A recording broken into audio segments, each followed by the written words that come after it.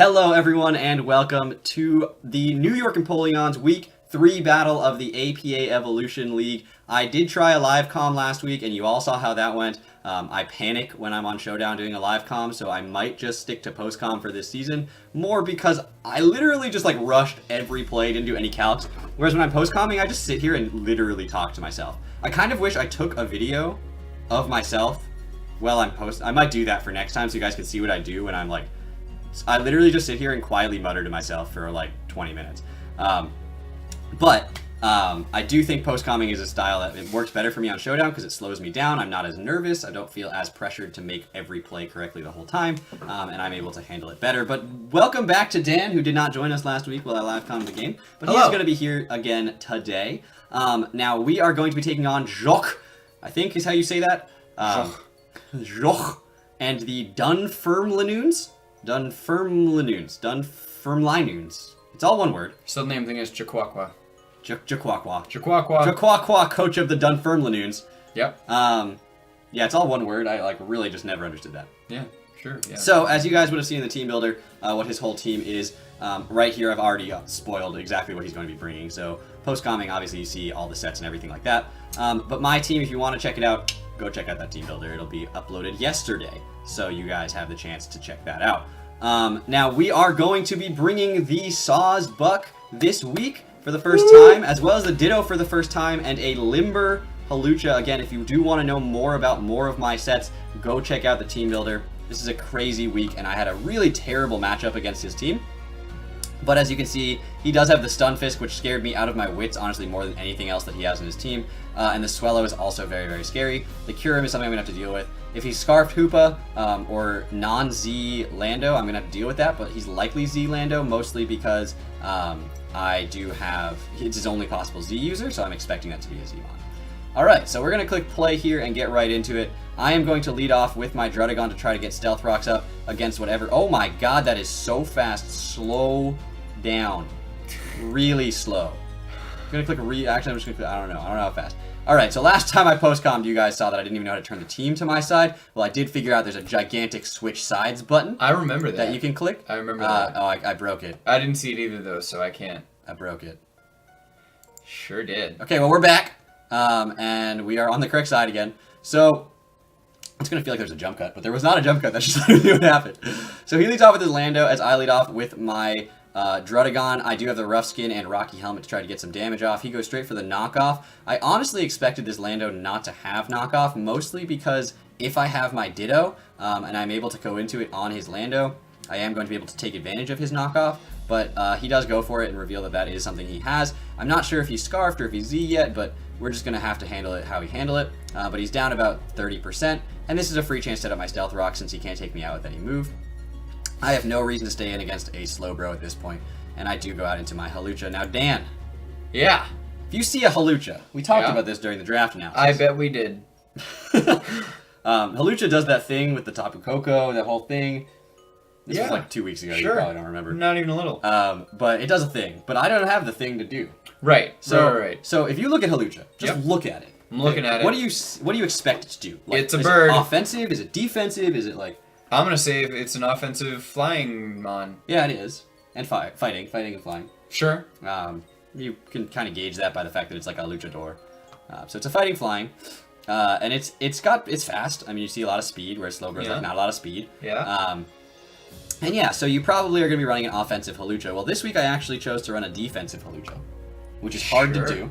I would imagine. And as you're going to see, I switched into it on the Slowbro here. He goes for the Toxic, and I'm like, he's a Psychic type. I don't want to get hit by a Psychic type attack, because Hawlucha's not going to take that very well. So I actually encore him into clicking Toxic again. So now he's got to keep clicking Toxic, because I was like, yo, dude, click more Toxics. Keep going. Yeah, this is exciting. And I have a free Toxic at this point against his team. The only thing that can come in is obviously the Lando, which is already paralyzed and can't be Toxic. And he knows now that I'm probably defensive now that I've shown him Encore, Toxic, and Leftovers with my Hawlucha. It is Limber as well, so I can U-turn freely off the Stunfisk and can't get staticked, which is really, really helpful. And I didn't really need Unburden this week, and I didn't really need Mold Breaker this week, since the speed wasn't important. This thing actually outspeeds his entire team unboosted, which is really... I was genuinely surprised that he didn't bring his Toy Scarf for spoilers for later on in the match. And so at this point, I'm just like, I'm just going to U-turn out. I don't really need to do anything else against this Lando. Can't really do anything to it anyway. And I'll go back to my Druddigon here as he just defogs the Stealth Rocks away. And there's really not much to talk about here in the early goings of this match. It's really just I want my Stealth Rocks up. He doesn't, so I'm just going to keep on setting them up because the thing that is going to defog is hard countered by the thing that's going to set them up. Now, this is where I go for Protect and he goes for Substitute. Now what? We're at an impasse. Yeah, I can't touch him. Little does he know that I don't actually have an attack to hit him with. Or maybe he does know. But I do Protect on the sub, and we do see Leftovers a second later, so the Cure is actually going to be a big problem here for my team. So I'm going to go into my Gardevoir, which traces the pressure, which is kind of useless. And it is a bulky Gardevoir, so it is able to take 2 of these Ice Beams, which is great, because it does allow me to click Moonblast pretty freely. I know he's not choiced in any way, because he is showing me the Leftovers, and I can break the Substitute with the Moonblast, which is really helpful. And at that point, I can't save Gardevoir. Unfortunately, I wanted to, but there is really no way for me to do that. His Kyurem does outspeed this, so it is going to be able to take out my Gardevoir, and he does claim the first kill of the game. Now, Scizor is going to come in. I'm Choice Banded Scizor, which Bullet Punch is going to do a whole lot of damage. This is a Landorus. It intimidates me, and I still manage to do 39% to it with the Bullet Punch. I don't necessarily see him switching out, so I figure another Bullet Punch is safe. He goes into the Stunfisk at this point. Now, if he gets the paralysis here from the static, then I'm in a lot of trouble. Because Paralyzed Scizor has a 25% chance of doing nothing. Yeah. And that's not great. Also, Paralyzed Scizor doesn't outspeed Slowbro. And that's not great. And that's the one really important thing. So, go for the Bullet Punch. Thankfully, no static right there. We are able to switch out into my Sawsbuck here, which is a pretty hard counter to Stunfisk. Resists both stabs and the other general coverage move, which is Scald, as he is going to sack off his Landorus here. To the Stealth Rock. It can't really do anything anyway, and I Facade for no target. So I reveal right there, make note of that, guys, I reveal that I am Facade right there. This is a Sap Sipper Sawsbuck. It is not a Serene Grace Sawsbuck, which would obviously run Headbutt over Facade right there. And he goes out into his Swellow, which is a generally perfect counter to my Sawsbuck. I really can't do anything. I mean, I can hit it with a Facade on a switch-in, but like, he's not going to switch in Swellow hard. He's going to give it a safe switch-in like that. Swellow's a problem, Dan. Sure is. It can do 2 things. It is a very, two-trick pony. Well, bird pony. So, there's one of the sets. It runs physically, and it will run the ability Guts, and it will run all physical moves. I know Guts. What does Guts do, Dan? No way. Is Guts... No, that was what my Lodic had. Guts is... You cannot miss. Nope, that's no guard. Yes, it is. Guts. No. I don't know what Guts is. Okay, Guts. I remember having it. Guts is the other ability that Machamp could have, but we wanted no guard instead.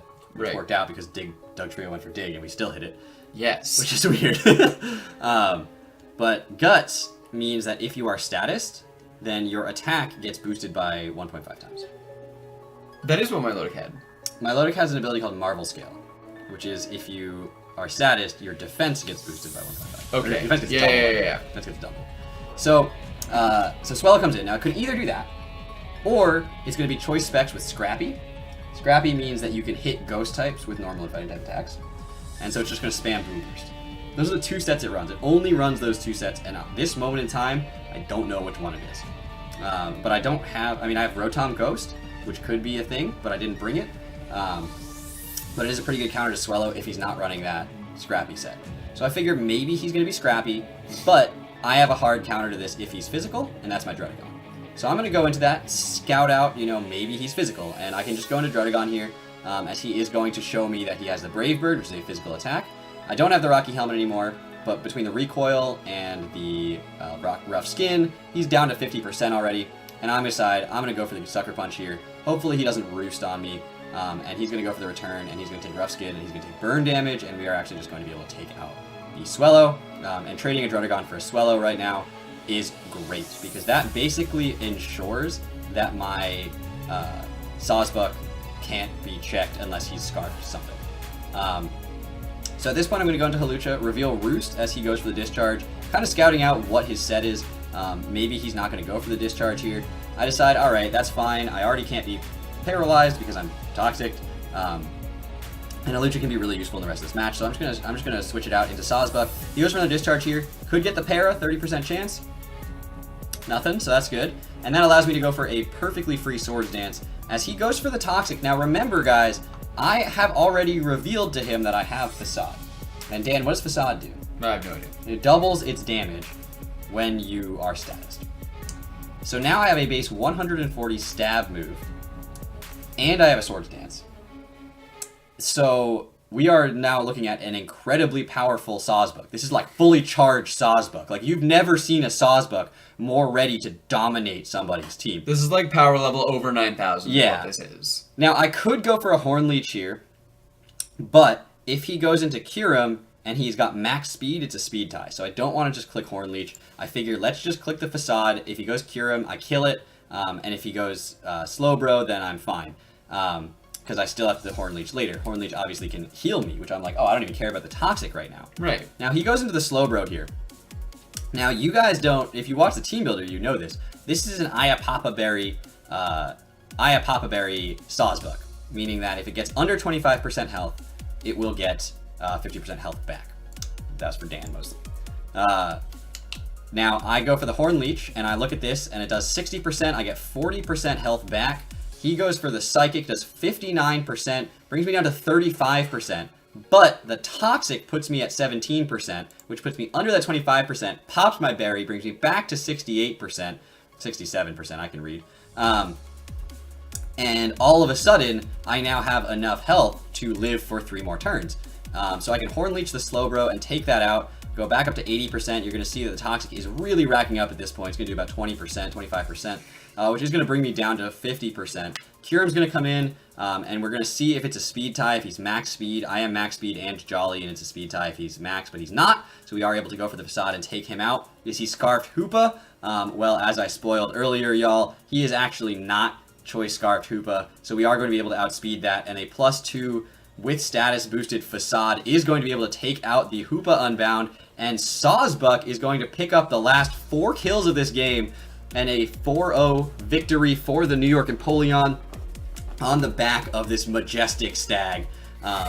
Dan, do you have anything else you want to add to the end of this video? Absolutely not. Do you even know what Pokemon Sawsbuck is? No. No, neither do I. I don't think I've ever seen a Sawsbuck do more damage. I'm pretty sure that might tie all Sawsbuck kills in the history of competitive Pokemon. So we do pick up the win over Jacques and the... Do you know how to say it? I already forget. Where is it? It's just not... You can't see it anywhere. The no. Dunfermlinoones. Dunfermlinoones. And... He's there got some Dunfermlinoones there. Next week we will be taking on Hiker Toad and the Boston Bulldors, which is a very, very good... He's a very good player. If I get blown back next week, it just, you know... I'm not even You've mad. won. I'm not even mad about it. You have peaked. Now, I would like to point out that my 2 best single game first appearance on the New York Empoleon performances ever. Like, first battle they come out for me ever. Best battle anyone's had. Sawsbuck just took the cake. Before that, it was Drampa. Drampa's debut with the New York Empoleon, he picked up 3 kills and didn't die.